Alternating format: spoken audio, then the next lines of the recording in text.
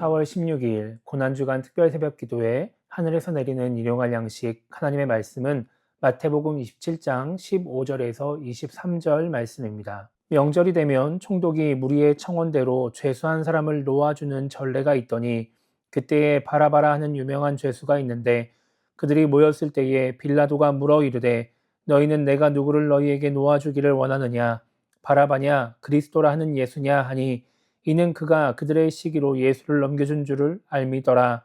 총독이 재판석에 앉았을 때에 그의 아내가 사람을 보내어 이르되 저 오른 사람에게 아무 상관도 하지 마옵소서. 오늘 꿈에 내가 그 사람으로 인하여 애를 많이 태웠나이다 하더라. 대제사장들과 장로들이 무리를 권하여 바라바를 달라 하게 하고 예수를 죽이자 하게 하였더니 총독이 대답하여 이르되 둘 중에 누구를 너희에게 놓아주기를 원하느냐 이르되 바라바로소이다. 빌라도가 이르되 그러면 그리스도라는 예수를 내가 어떻게 하랴. 그들이 다 이르되 십자가에 못 박혀야 하겠나이다. 빌라도가 이르되 어찌 미냐 무슨 악한 일을 하였느냐. 그들이 더욱 소리질러 이르되 십자가에 못 박혀야 하겠나이다 하는지라. 아멘. 오늘 우리가 읽은 말씀은 예수님이 십자가형을 선고받는 과정을 기록하고 있습니다. 예수님은 대제사장의 집에서 신문을 받은 뒤에 유대교 지도자들에 의해 총독인 빌라도에게 넘겨져서 공식적인 재판을 받게 됩니다. 그렇게 예수님을 넘겨받은 빌라도는 예수님을 신문하게 되는데 그 신문한 후에 누가복음 23장 4절을 보면 대제사장들과 예수님을 고발하는 무리에게 예수님이 죄가 없다라고 말을 합니다. 그리고 누가복음 23장 14절을 보면은 빌라도는 많은 사람들 앞에서 공식적으로 예수님에게 죄를 찾지 못했다라고 말을 합니다. 그리고 오늘 말씀 마태복음 27장 18절을 보면은 빌라도는 이 사람들이 예수님을 시기하여 고발했다라는 것을 알고 있었습니다. 그래서 빌라도는 예수님에게 그냥 매로 때리는 벌을 주고 그냥 놓아주려고 했습니다. 그런데 사람들이 반발을 합니다.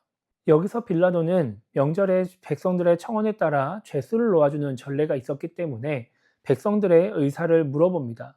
바라바라고 하는 죄인과 예수님 중에 선택해서 그들이 원하는 사람을 놓아주겠다라고 말하는 것이죠. 그런데 사람들이 예수님을 놓아달라고 말하지 않고 바라바를 놓아달라고 합니다. 그리고 심지어 사람들은 예수님을 십자가에 못 박으라고 말합니다.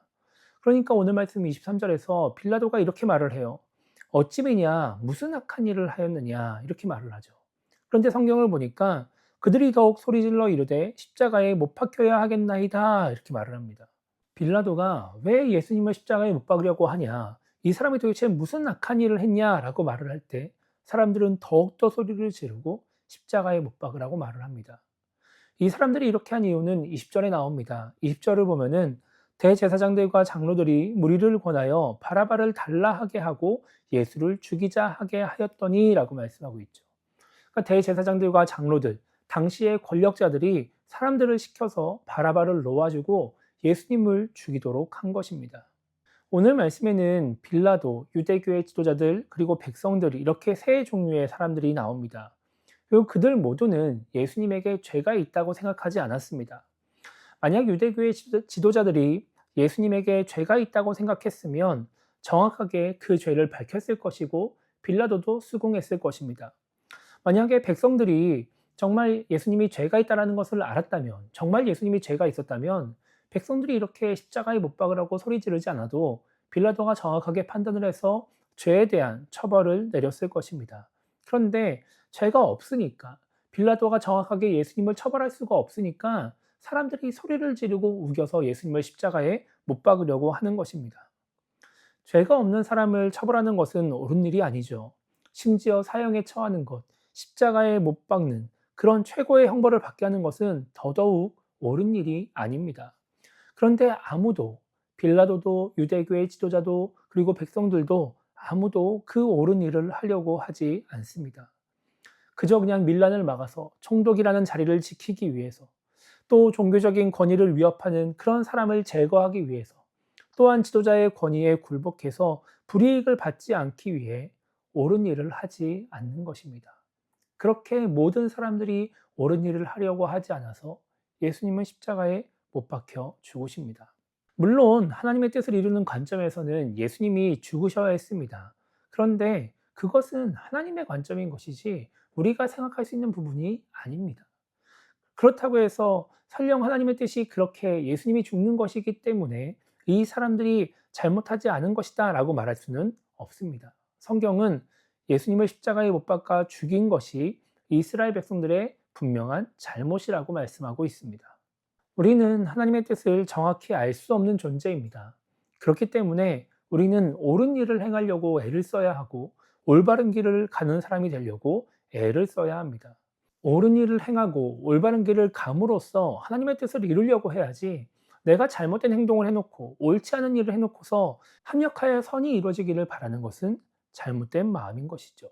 설령 그렇게 나의 잘못된 행동으로, 나의 죄로 인해서 합력하여 선을 이루셔서 올바른 결과가 나왔다 하더라도 우리는 결코 그것으로 좋아해서는 안 되는 것입니다. 우리가 해야 할 일은 신앙 양심에 거리낌이 없도록 하나님이 보시기에 올바르다 하실 만한 행동을 하려고 애를 쓰면서, 그러기 위해서 기꺼이 고난을 감내하는 사람이 되어야 하는 것이죠.